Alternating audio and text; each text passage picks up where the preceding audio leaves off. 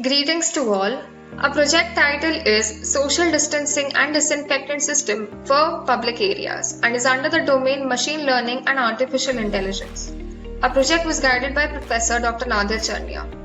The COVID pandemic has made all of us realize the importance of proper healthcare systems, maintaining physical distancing and personal hygiene.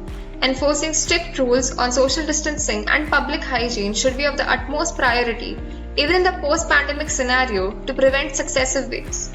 Thus, our project is inspired by the current situation, and we make use of the available resources to make a smart device, integrating hardware and software features to focus on three major issues: raising an alarm following social distancing violations, mass detection, and a no-contact disinfectant system.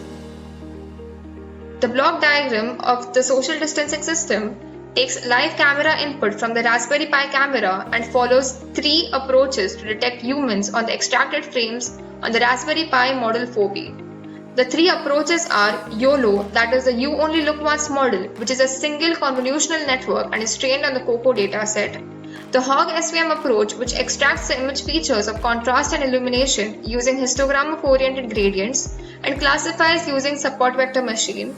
And the third approach, Contour Top View, which after background subtraction detects closed edges as humans. After humans are detected, we use the Centroid detecting and Euclidean distance measuring code to calculate the relative distance between humans, and if social distancing is violated, an alarm is raised by Raspberry Pi. For mass detection, we use a pre-trained TensorFlow model on extracted frames from the camera. The model is successful in determining the percentage score accuracy along with the violations. The disinfectant system works on motion detection, which is detected by the proximity sensor. If a motion is detected, a signal is sent to the TIP32C transistor, which activates the DC pump to spray disinfecting liquid or sanitizer. The system is powered by a 5-volt USB cable. These are the results of the YOLO model from the CCTV street video.